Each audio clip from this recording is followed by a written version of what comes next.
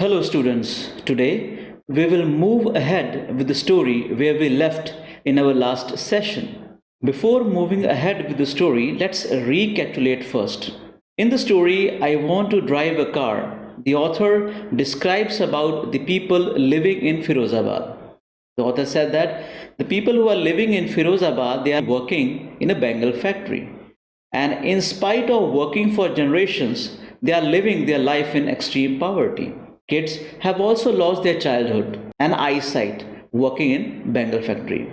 The environment in which the people are working and living is not healthy at all. Via grandmother, the author wants to convey that the people living in Firozabad, they are illiterate and superstitious too. The grandmother believes that if we are working as a bangle maker, if we are living the life of poverty and scarcity, it's all our karma, it's all our destiny, and we cannot change it. She also feels that we are working in bangle factory from generations, fine, and it's a God-given lineage, and it cannot be broken at all. She said that we cannot decide where we have to take birth. It's all planned by the God. Fine, we cannot choose it. It's just by chance. So, if we are born in the family of bangle makers, then we have to follow their tradition. We have to follow the work they are doing. In spite of these unfavorable conditions, there is one young boy who is positive about his life, who wants to change his life. He is Mukesh, and he dreams to become a motor mechanic to break the vicious circle of poverty. Students, let's discuss the question first, which I have given you in my last session. Fine. The question number 1 is mention the hazards of working in glass bangle industry. Now, the people and the kids who are working in bangle making factory, they are in habit of working in dark. Their eyes are used to dark rather than the light outside. They are living the life of poverty and scarcity.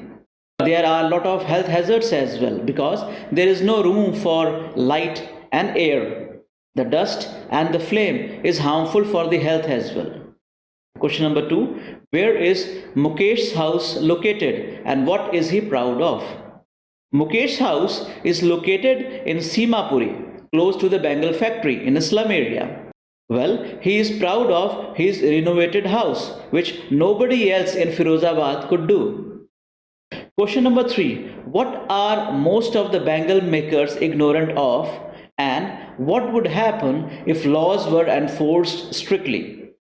Now students, there were about 20,000 kids, boys and girls working in bangle factory. And the people working in bangle factory, they were unaware of this law that the young boys and girls cannot work in these kind of factories. Well, if the law could enforce, that will remove the 20,000 kids working in bangle factory. Next question. What contrast do you notice between the colors of bangles and atmosphere of the place where these bangles were made? The bangles which were made in Firozabad, they were of different colors. Blue, green, orange, yellow. These bangles with different colors represent the positivity of life, represent the celebration and festival. Fine. But in contrast to this, the people who are living in Firozabad in bangle factory, they are living under poverty and scarcity. They are not enjoying their life. Next question. Explain it's his karma, his destiny. Now, this statement has been given by grandmother for the father, as he went blind working in bangle factory for many years.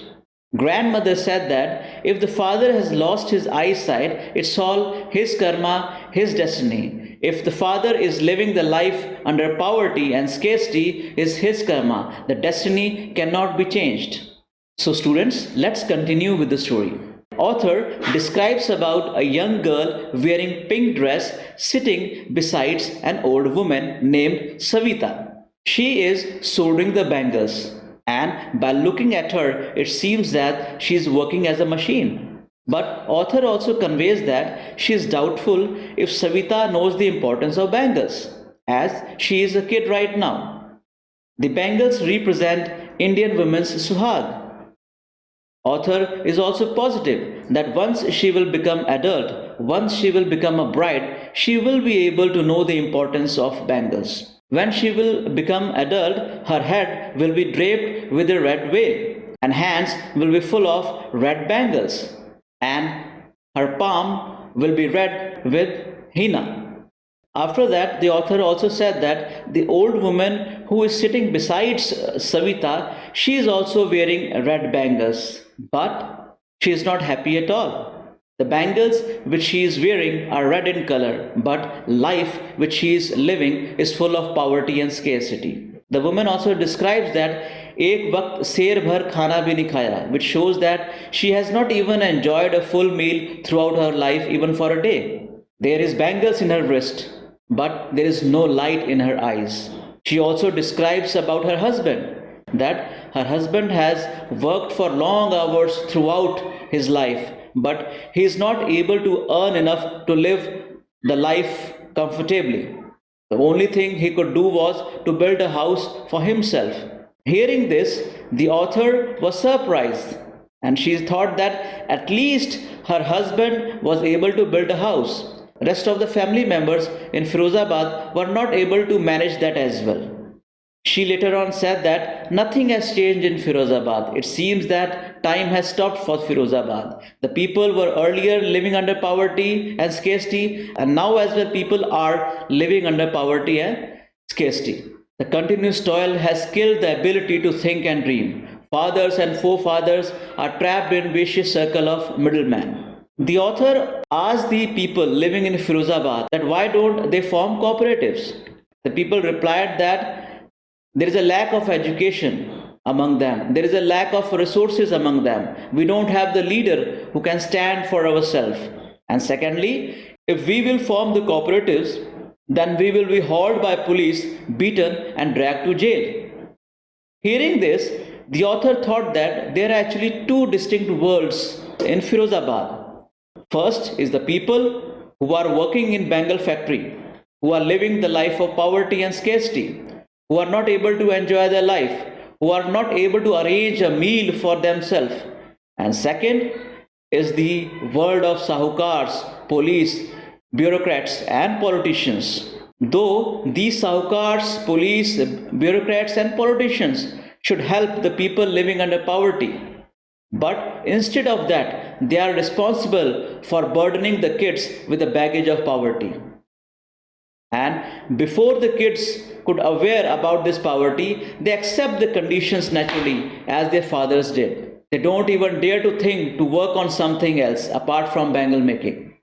At last, author said that the young boy named Mukesh living in Firozabad is the only one who is positive to change his life, who has the confidence to change his life, whose eyes are full of dreams. He wants to become a motor mechanic. Though the place where he wants to take the training is too far, he informed the author that he will walk to the training center. Later on, author asked that if he want to fly a plane. After thinking for some time, he refused it. He said that he don't want to fly a plane. He is content with the dreams of car. So students, this is the end of the story. Now let's move ahead with the next section, that is question answers. These are few questions for which you have to write the answers in your notebook. Question number 1, what do you learn about Firozabad from this chapter? Question number 2, Savita is a symbol of innocence and efficiency. Comment. Question number 3, she still has bangles in her wrist but no light in her eyes. Comment. Question number 4, why do bangle makers not organize themselves into cooperatives? Question number 4, which two distinct worlds does the author notice? So, this is the end of this session. We will meet again with the next chapter in our next session. Till then, thank you.